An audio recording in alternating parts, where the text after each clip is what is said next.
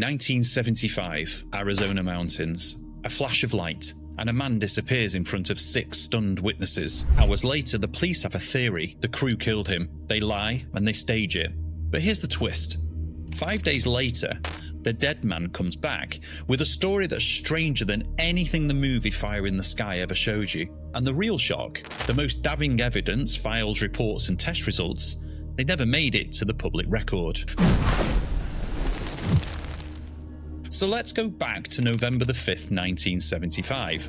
You've got 7 men driving down a remote mountain road in the Apache Sitgreaves National Forests. Only 6 of them would come back. Their friend, Travis Walton, vanished after an encounter with a beam of light from a silent hovering disc. Now, the world was told this was a possible hoax, or maybe even a murder covered up by a wild alien story. But the official story is rarely the whole story, is it? What if the most convincing evidence for this unexplained mystery was deliberately kept out of the spotlight? What if the key to this whole case has been hiding in plain sight all along? Before we open the files, let me give you a quick recap of the official version of the Travis Walton UFO case. It was just after 6 p.m. near Snowflake, Arizona. A 7-man logging crew led by Mike Rogers was heading home. They were behind on a US Forest Service contract, so tensions were high, and then they saw it. A bright, flattened disc, a real UFO encounter, and it was hovering silently over a clearing. The driver, Mike Rogers, stopped the truck. Against the yells of his crewmates, 22-year-old Travis Walton jumped out and actually walked towards the craft. As he stood right under it, a brilliant blue-green beam shot out. It hit him and threw his body through the air. Now you can imagine, the 6 men in the truck, they panicked, believing their friend was dead. They just floored it. But their conscience got the better of them, and after a frantic drive, they decided to turn back and check he was okay. When they returned, the craft was gone, and so was Travis Walton. Charlie! They drove to the nearby town of Heber and reported what they saw. A media firestorm and a massive search followed, as you'd expect. But as the days passed, suspicion fell on the 6 crew members. The local sheriff was convinced they had murdered Travis and invented the whole UFO story as a cover. The men were isolated, interrogated, and they were treated like killers. Then, 5 days and 6 hours after he disappeared, the phone rang at his sister's house. It was Travis. He was actually at a gas station payphone. He was weak and confused, and he only had a fragmented, terrifying memory. He thought he'd only been gone a few hours. He was dehydrated, had 5 days of beard growth on him, and a small puncture mark on his arm, but he was otherwise okay. Now, his return didn't end the mystery, though. For many, his reappearance only deepened the strange history. And this is where the Fire in the Sky movie version usually leaves off. A bizarre event, shaky testimony, and an ending that just leaves you wondering, was it a real alien abduction or a hoax? But that story is only half the truth. The real story is actually buried in documents and expert analysis that were either downplayed or just completely ignored. These are the files I'm talking about. The declassified files they don't want you to read. Think about it. When you say proof in a case like this, people expect a piece of a spaceship, right?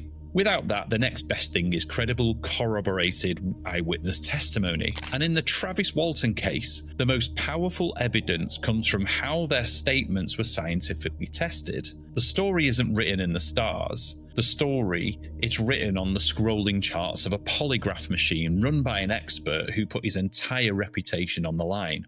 Now, what do those charts reveal that should have ended the UFO hoax debate for good? This is where the official narrative just crumbles. When you look at the raw data and expert opinions, the idea of a hoax becomes far more unbelievable than the actual UFO story they told in the beginning.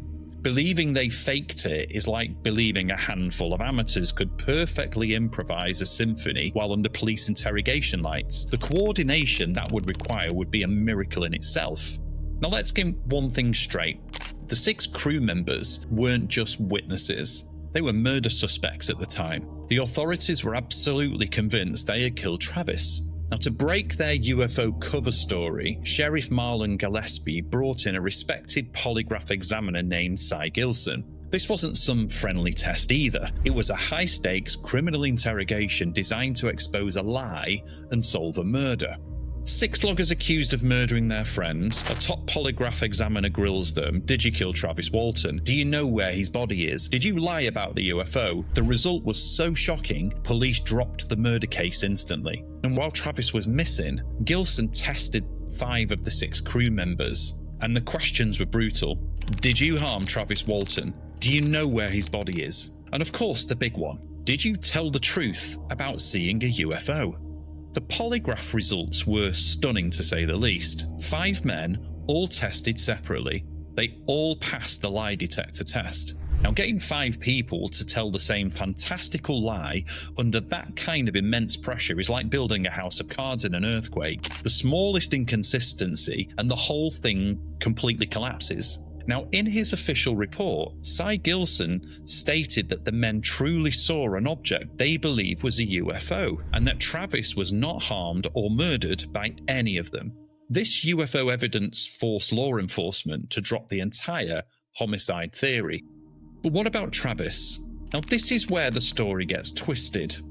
Skeptics love to say Travis failed a polygraph, and technically, they're right, he did.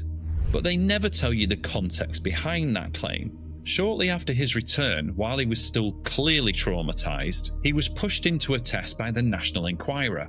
The examiner, a man named John J. McCarthy, reported gross deception. It's a case closed. Not so fast. Judging this case on that one is like judging a surgeon's entire career on a single stitch they made during a power outage. McCarthy himself later called the scene a circus, admitting that the atmosphere was hostile and totally chaotic. Now, crucially, to clear his name, Travis took more polygraph tests over the years, and he reportedly passed them. And these tests, done under professional conditions, consistently showed he was being 100% truthful.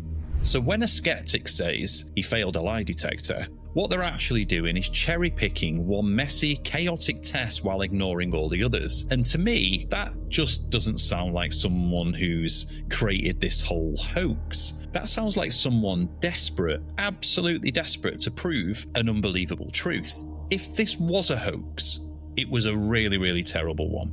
The motive that skeptics like UFO debunker Philip J. Klass always bring up is money. Now, the crew was behind on their logging contract and they were facing a penalty. So the theory here is that they invented this whole UFO story as an act of God just to get out of it. And yes, the National Enquirer did give them a $5,000 prize, which they split. But let's be realistic here. These men let themselves and their families be ridiculed for decades. They became complete outcasts in their communities, their towns, their careers suffered. And all for what? $5,000. That's like setting your house on fire just to collect insurance on a toaster. The maths around this just doesn't add up. People don't invite that kind of lifelong trauma into their lives for such a small payout. The 2015 documentary, Travis, the true story of Travis Walton, caught up with these men decades later. The trauma is still raw. You see it in their faces. Their behavior for over 40 years doesn't look like people who got away with a lie. It looks like people who are absolutely haunted by an extraordinary truth. This lifelong psychological consistency is a file in itself, and it's the hardest one for skeptics to just dismiss. It's in these details where cases like this become truly compelling. And if you're fascinated by this deep dive, fascinated by this case, subscribe to the channel, subscribe to the podcast. You'll get exclusive updates, expert analysis, and even rare interviews with witnesses and researchers going forward. Watch this space. So, 1975, Travis Walton vanishes in a flash of light from a UFO. 5 days later, he's back, with no memory of where he's been. The movie tells one story only. The buried files tell another. And what's in them is far more shocking than you've ever heard. Alright, to be fair, we have to look at this from the other side. Let's open up the Skeptics files. The main debunker was Philip J. Klass, who was an aviation journalist who built a career taking down UFO stories. His arguments are still the foundation for nearly every skeptical take you hear about this case. Class pointed to the money motive and the fact that Travis and his brother, who were already into UFOs. He also noted that a TV movie, The UFO Incident, had literally aired just 2 weeks before this event, and that suggested to Class that they just copied the plot for their own UFO encounter. And look, on the surface, those points sound pretty damning, don't they, right? But when you dig into it, they just don't hold up. A casual interest in UFOs was common in the 1970s. Owning a cookbook doesn't make you a 5-star chef, right? And the movie's timing is an interesting coincidence for sure, but that's not proof of a hoax. Perhaps the most serious claim against Class actually came from one of the witnesses, Steve Pierce. Pierce alleged that Class offered him $10,000 to say the whole thing was a fake. Travis Walton has actually backed this claim up too, so if that's true, it's like a referee offering a player money to throw a game. It suggests Class wasn't really seeking the truth, but was simply trying to manufacture a debunking at any cost. More recently, a 2021 social media post from crew chief Mike Rogers caused a little bit of a stir. He wrote that he no longer wanted to be considered a witness to the supposed abduction. Now, Skeptics went completely wild over this and declared the case dead, but Rogers came back and later clarified his statement. He said it wasn't a retraction of what he actually saw, it was just the result of a bitter personal and financial dispute with Travis. It was a falling out between old friends, basically, which tells you a lot more about messy human relationships than it does actually about paranormal phenomena. The files also reveal details that the whole hoax versus abduction debate always seems to miss. For instance, the National Enquirer's involvement was a double-edged sword. Yes, they funded investigations, but their tabloid reputation tainted the case from the very beginning. Another critical detail is Travis Walton's own memory. He doesn't see himself as a classic abductee. He believes he was accidentally injured by the craft's energy and that its occupants took him on board for medical care, a rescue, not just some malicious kidnapping. Now, this is a far cry from the horror movie version you see in Fire in the Sky, which Walton himself has criticised openly. His account of these close encounters is messy and confused, but think about it. A true memory of trauma is rarely a perfect cinematic replay, is it? It's just a collection of shattered snapshots, and that confusion itself feels more authentic than a perfectly polished lie. There's also some contested physical evidence. For years, researchers point to claims of accelerated tree growth in the area, suggesting a blast of unusual energy has affected that area of the forest. Now, this isn't widely accepted science, right? And it's still disputed, but it's just another piece of high strangeness in a case that's completely full of it.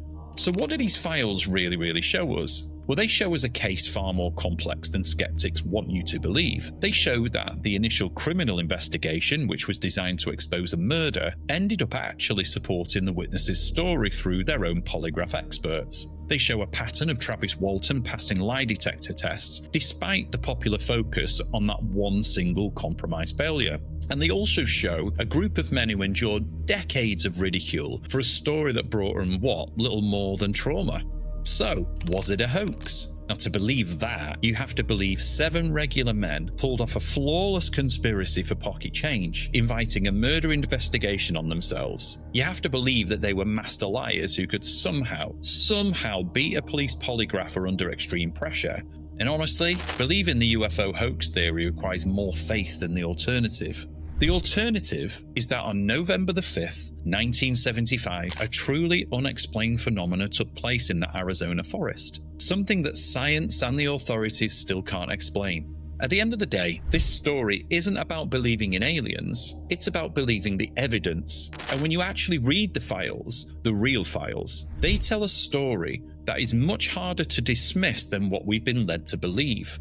And that brings us to the end of tonight's case. But here's the thing, the mystery doesn't end here. What do you think? Do you believe Travis Walton was truly abducted, or was it the greatest UFO hoax ever staged? Drop your theory in the comments. I'll be featuring some of the best in future episodes. And if you enjoyed this investigation, make sure you hit subscribe and follow, because this is just one file from the Dark Vault. The next mystery is already waiting, and trust me, you won't want to miss it. And for those of you listening on the podcast, thanks for joining us around the fire. Until next time, keep searching for the truth.